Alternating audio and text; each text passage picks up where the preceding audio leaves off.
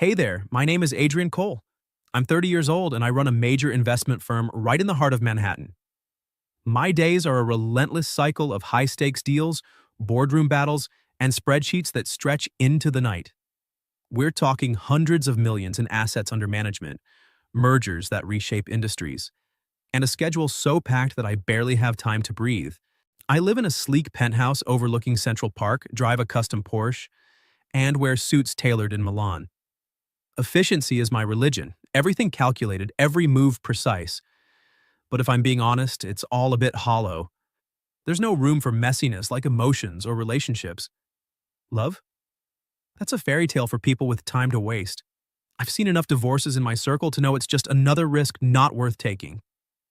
Blind dates? Even less appealing. They're chaotic, unpredictable, and usually a waste of an evening I could spend reviewing quarterly reports. But then there's my mother, Margaret Cole. She's the one person who can still get through my armor. At 62, she's battling end-stage kidney disease, hooked up to dialysis 3 times a week. It's been rough watching her fade, her once vibrant energy dimmed by hospital visits and endless meds. She volunteers at a community clinic in Brooklyn when she's feeling up to it, handing out blankets, chatting with patients, the kind of quiet kindness that's always defined her. That's where she met this woman she insisted I should meet. Not in a pushy way, Mom's never been like that. It was more of a gentle plea during one of our rare dinners together. Adrian, she said, her voice soft but steady, you work so hard, but life's more than numbers. Just meet her once. For me. I agreed, not because I believed in some magical connection, but because seeing her eyes light up was worth the inconvenience. She'd been through enough. The least I could do was humor her. I set a mental timer, 20 minutes max. Politely chat, make an excuse about a late meeting, and bail. Easy. That evening, the sky over Manhattan was unleashing a torrent of rain, sheets of it slapping against the skyscrapers and turning the streets into rivers. I arrived at the upscale French restaurant a few minutes early as always. Punctuality is power. The place was tucked into a historic building on the Upper East Side, with velvet curtains, crystal chandeliers, and waitstaff who moved like shadows. I chose a corner table for privacy, ordered a Scotch neat, and checked my watch. 6:55 p.m. Emails were piling up on my phone. I skimmed through a few while the rain drummed against the floor-to-ceiling windows, casting golden reflections from the streetlights outside. At exactly 7:12, 12 minutes late, which already had me tapping my foot, she walked in. Emma Lawson. She was about my age, early 30s maybe, with a presence that didn't scream for attention but somehow demanded it anyway. She wore a simple navy blue dress that fell just below her knees. Nothing flashy or designer label obvious. Her hair was pulled back into a neat ponytail and her makeup was minimal, just enough to highlight her clear hazel eyes and the faint freckles across her nose. No jewelry except a thin silver bracelet. She scanned the room briefly, spotted me, and approached with a calm stride, shaking off her umbrella at the door. Not the type of woman who frequented my world of gala events and power lunches. As she sat down, she offered a small, genuine smile.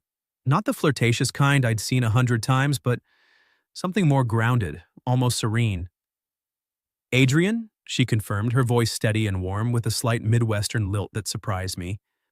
I nodded, standing briefly out of habit. Emma, thanks for coming out in this weather. She waved it off. Rain's just water. And honestly, I wasn't sure I'd make it. Traffic was a nightmare. We ordered quickly, steak frites for me, coq au vin for her, and a bottle of Bordeaux to share. Right away, she cut through any pretense. Look, I know this is a setup from your mom. She's wonderful, by the way. We've chatted a lot at the clinic. But I'm not here to impress you or play games. That caught me off guard. Most dates I'd been on involved subtle boasts or calculated charm. Emma was different. Direct, unapologetic. She explained how she'd met Mom at the volunteer clinic in Brooklyn, where she helped out on weekends, sorting donations or talking to patients. By day, she was an elementary school teacher in East Harlem, working with kids from tough backgrounds. As the appetizers arrived, escargot and garlic butter, she dove into her world. My class has 28 kids this year. Some come in hungry, haven't had breakfast because their parents are working double shifts or worse. I keep a stash of granola bars in my desk just in case. She spoke without self-pity or exaggeration, just facts laced with quiet determination. I found myself listening more than talking, which wasn't my norm. When she asked about me, I gave the polished version, the firm, the deals, the endless negotiations. Sounds intense, she said, tilting her head. Do you ever get a break from it all? We kept going like that, the conversation flowing easier than I'd expected. She shared stories from her classroom. Kids arguing over whether Pluto was still a planet, or drawing pictures of their dream homes that were just simple apartments with working heat. One boy, Jamal, told me last week that he takes care of his little sister at night while his mom works. He's 9. 9 years old, and he's already got the weight of the world on him. Her eyes softened as she spoke, not with sentimentality, but with a fierce protectiveness. What struck me wasn't the stories themselves, though they were worlds away from my boardrooms. It was how she talked about those kids, like they were the center of her universe. I can't change their whole lives, she said, setting down her fork, but I can make sure they feel important, that someone sees them. The words hung in the air, and for the first time that evening, I fell silent. My world was built on leverage and acquisitions, where people were assets or liabilities. Hers revolved around something as basic as a child's breakfast. It was a chasm I hadn't anticipated, and in that moment, as the rain continued to pour outside, I felt a flicker of something unfamiliar, curiosity, maybe even respect. As the waiter cleared our plates, Emma glanced at the remnants of her coq au vin and asked for a to-go box. I didn't think much of it. Maybe she was frugal or planning a late-night snack. We settled the bill, I insisted out of habit, and stepped out into the relentless downpour. The valet had my car ready, but Emma waved off the umbrella from the doorman, clutching the small container under her arm. Thanks for dinner, she said, her voice cutting through the rain. It was unexpected. I nodded, already mentally drafting my exit line about an early meeting tomorrow. But as we walked toward the curb, she paused under a nearby awning, where a man huddled against the wall. A homeless guy, probably in his 50s, wrapped in a tattered coat, his cardboard sign smeared by the wet. Without a word, Emma approached him, knelt slightly, and handed over the box. It's still warm, she said softly. Coq au vin, fancy, but good. The man looked up, surprised, then murmured a thank you as he took it. Emma straightened, gave him a nod, and turned back to me like it was the most natural thing in the world. No fanfare, no explanation, no glance my way for approval. She just did it. I stood there, rain dripping off my coat, watching the exchange. In my world, charity was tax-deductible donations to galas where the elite patted themselves on the back. This was raw, unfiltered, a quiet act in the middle of a storm. For the first time that night, I forgot about my watch. The 20-minute limit had come and gone, and I hadn't even noticed. We said goodnight awkwardly, her catching a cab, me sliding into my Porsche. Driving home through the slick streets, I replayed the evening. Emma wasn't like anyone in my circle. No strategic small talk, no veiled ambitions. Her world felt so distant from mine, like we'd been speaking different languages. I figured that was it. One and done. A story to tell Mom to ease her worries. Our paths were too divergent. Me in glass towers closing deals, her in a classroom handing out granola bars. By morning, I'd buried the memory under a stack of emails and conference calls. A few days later, though, fate, or whatever you call it, had other plans. I was out in East Harlem scouting a potential development site for a mixed-use project. The area was gritty with crumbling brownstones and chain-link fences, but the numbers looked promising. Rising property values, proximity to the subway. My team had flagged a vacant lot adjacent to a public school, so I drove out personally to assess. As I paced the perimeter, jotting notes on my tablet, laughter echoed from the school's playground next door. Kids' voices, shrill and joyful, cutting through the urban hum. Curiosity pulled me to the fence, and there she was, Emma, in jeans and a simple sweater, surrounded by a gaggle of elementary schoolers. She was organizing some kind of game, her ponytail swinging as she laughed at their antics. One little girl, maybe 7 or 8, clung to her leg. The kid had a prosthetic foot visible below her rolled-up pants, but she moved with surprising agility, chasing a ball. Emma scooped her up effortlessly, planting a kiss on her forehead. "Mia, you're faster than lightning today."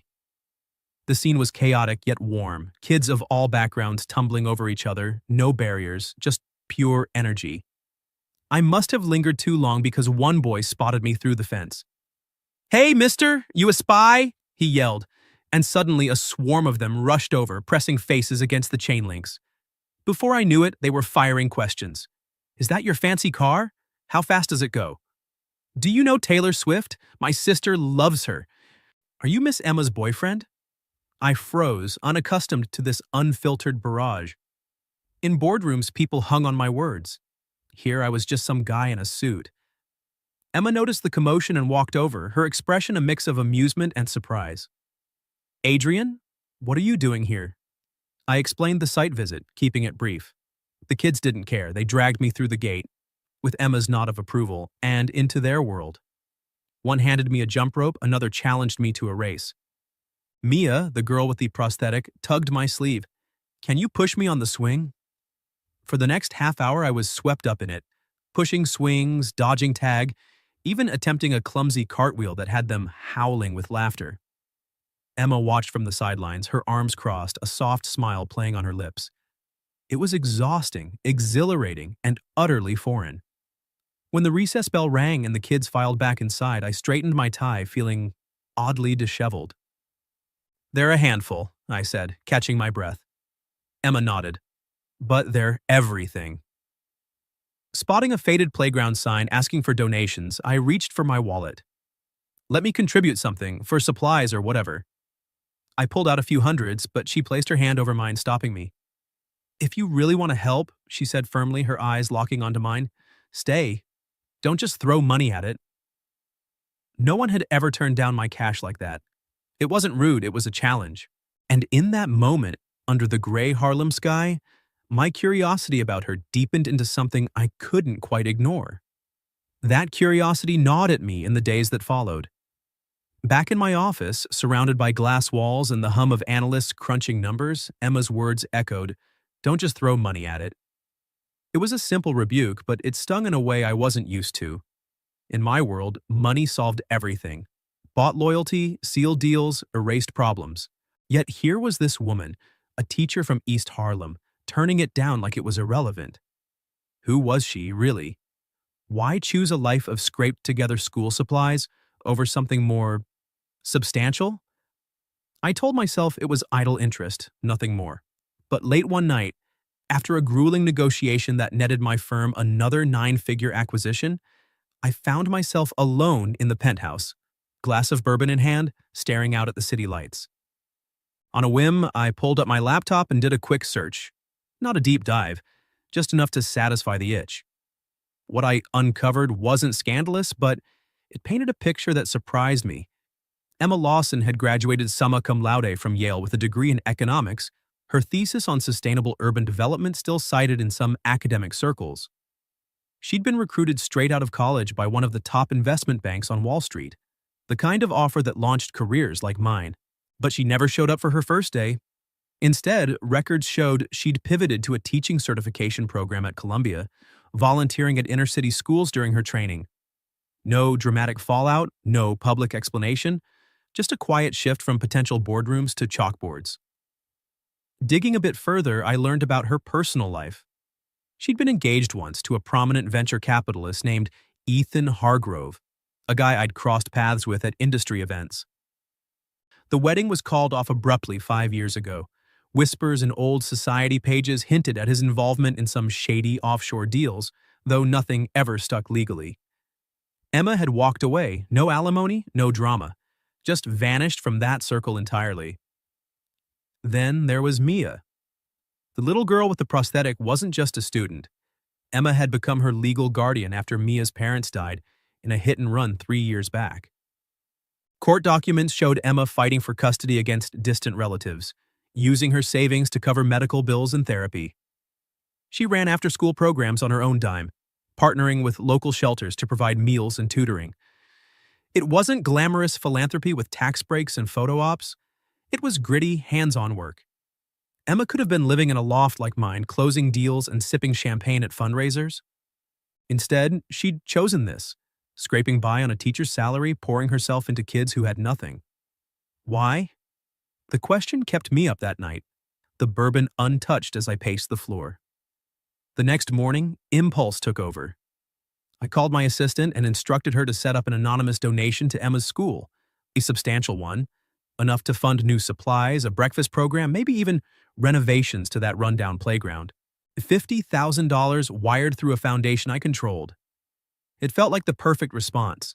Efficient, impactful, no strings attached.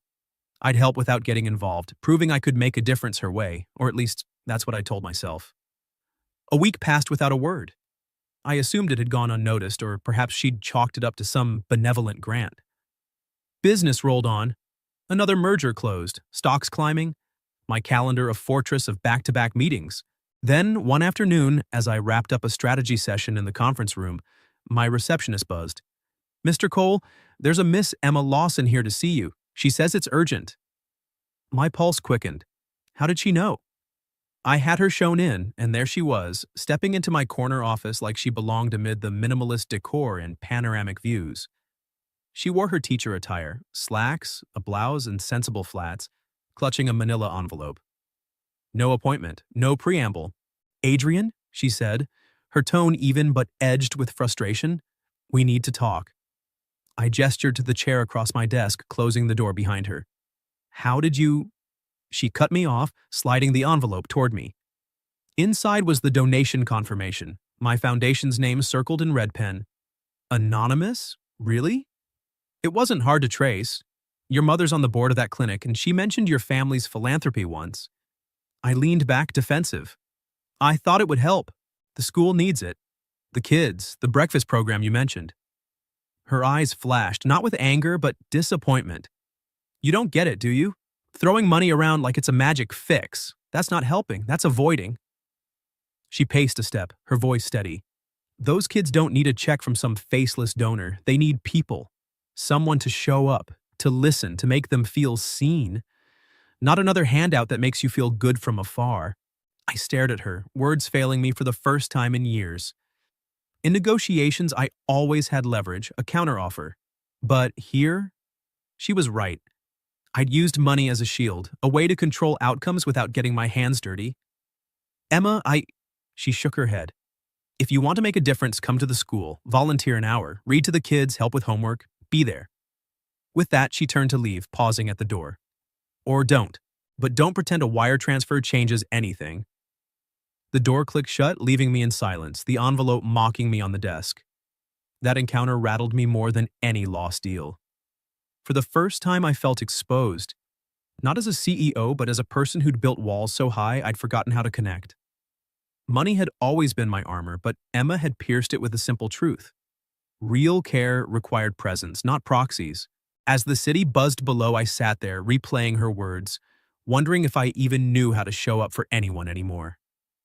One crisp morning, a few weeks after Emma's unexpected visit to my office, my phone buzzed on the nightstand, pulling me from a fitful sleep. It was the hospital, Mount Sinai, where Mom had been getting her treatments. The nurse's voice was calm but urgent. "Mr. Cole, your mother's condition has worsened. She's in the ICU. You should come right away." My heart slammed against my ribs as I threw on clothes, grabbed my keys, and raced downtown. Traffic was a blur. My mind raced through worst-case scenarios. Kidney failure wasn't new, but this felt different. Final. By the time I burst through the hospital doors, drenched in sweat despite the cool air, I was a mess. Power suits and billion-dollar deals meant nothing here. I could acquire companies, manipulate markets, but I couldn't buy more time for her. The ICU was a sterile limbo of beeps and hushed voices. Mom lay there, pale and fragile under the fluorescent lights, tubes snaking from her arms, monitors charting her fading rhythm. The doctor pulled me aside. "She's stable for now, but the dialysis isn't holding. We're discussing transplant options again, but—" He trailed off, the implication clear. I nodded numbly, sinking into a chair outside her room, staring at the linoleum floor. For all my control in the boardroom, I felt utterly powerless. Hours ticked by. Coffee from a vending machine, ignored emails piling up on my phone. I paced, replayed old conversations with her, regretted the dinners I'd skipped for work. Why hadn't I shown up more? The question echoed Emma's words from that confrontation. Presence over proxies. As evening fell, casting long shadows in the hallway, a familiar figure appeared at the end of the corridor. Emma. She carried a small tote bag, her steps purposeful but quiet. Adrian, she said softly, approaching without hesitation. I heard from the clinic volunteers. How is she? I stood, surprised but too drained to question it. Not good. They're monitoring, but it's bad. She nodded, no platitudes, just a gentle squeeze on my arm. Can I see her? I let her in. Mom was asleep, her breathing shallow. Emma set her bag down, pulled up a chair by the bed, and took Mom's hand. Without a word, she began humming a soft lullaby. Something old and soothing, like a folk tune from another era. Her voice was low, melodic, wrapping the room in a fragile peace. Mom stirred slightly, a faint smile crossing her lips in her sleep, as if recognizing the comfort. I watched from the doorway, a lump forming in my throat. Emma stayed for over an hour, alternating between humming and whispering quiet stories about the clinic kids, light, hopeful anecdotes to fill the silence. When she finally stepped out, wiping her eyes, I managed a hoarse, "Thank you." She shook her head. I've been visiting her at the clinic for months. She's become like family to me there. Strong woman, reminds me of my own mom. It hit me then. Emma hadn't come for me. This wasn't about our awkward date or my failed donation. She was here because she cared, purely and without agenda. No one in my life operated like that. As she left, promising to check back, I sat alone, realizing how isolated my world had become. Money couldn't summon this kind of quiet support. A week dragged by in a haze of hospital vigils and work crises I barely managed from waiting rooms. Mom stabilized enough to go home with stricter monitoring, but the scare lingered like a shadow. I threw myself back into the firm, closing a major real estate fund, but the victories felt empty. Then, one afternoon mid-meeting with investors, my phone rang again, an unknown number from East Harlem Public School. Mr. Cole, this is Principal Ramirez. You're listed as an emergency contact for Mia Gonzalez. There's been an accident. My stomach dropped. Mia, the girl with the prosthetic from the playground. Why me? The principal explained. Emma had added my name after our impromptu recess visit. Just in case. A kid on a bike had clipped Mia crossing the street. She was en route to the ER with a possible concussion and leg injury. I bolted from the conference room, muttering apologies, and sped to the hospital. The board could wait. This wasn't negotiable. At the ER, chaos reigned. Nurses rushing, families waiting anxiously. Mia was in a bay, small and scared, her prosthetic askew, tears streaking her face as paramedics checked her vitals. It hurts, she whimpered when she saw me. I knelt by her side, taking her tiny hand. Hey, lightning girl, remember me? The guy who can't cartwheel? She managed a weak giggle through the pain. The ambulance ride to a specialized pediatric unit was a blur. I rode along, holding her hand, distracting her with stories about fast cars and silly office mishaps. Does your car fly? She asked, her voice shaky. Almost, I replied, forcing a smile, but only when no one's looking. When we arrived, doctors whisked her in for scans. I paced the waiting area, calling updates to the school. An hour later, Emma burst through the doors, breathless and pale. Adrian? What? How are you here? I explained the call, the contact listing. She froze, then pulled me into a hug, brief but fierce. You came. You stayed with her. Her voice cracked. I was in a staff meeting. My phone was off. Thank you. As we waited for news, concussion mild, leg bruised but intact, she leaned against me in the sterile chairs. In that moment, seeing her vulnerability mirror my own from Mom's scare, I realized the shift. I'd shown up. Not with a check, but with myself. And for the first time, it felt like enough. After the chaos of Mia's accident and Mom's health scare, something fundamental shifted inside me. It wasn't a lightning bolt epiphany, no dramatic resignation from the firm or overnight transformation. Change came slowly, like the way dawn creeps over the Manhattan skyline. Subtle at first, but undeniable. Mia recovered quickly, her concussion fading into a story she retold with exaggerated flair to her classmates. Emma and I started spending more time together, not as dates exactly, but as shared moments. Coffee after school pickups, walks through Central Park where she'd point out birds I never noticed, or quiet evenings discussing everything from market trends to the dreams of her students. She didn't push, she just was there, a steady presence that made me want to reciprocate. I began reallocating my time, not abandoning the boardroom, but carving out space for what mattered beyond profit margins. The first step was small. I volunteered at the school once a week, reading to the kids or helping with math drills. At first it felt awkward, me in my tailored shirts amid crayon chaos, but the children's unfiltered joy chipped away at my walls. "Mr. Adrian, why do you wear fancy clothes?" Jamal asked one day, tugging my tie. I laughed, really laughed, for what felt like the first time in years. Emma watched these sessions with a knowing smile, her encouragement quiet. "See? You're good at this."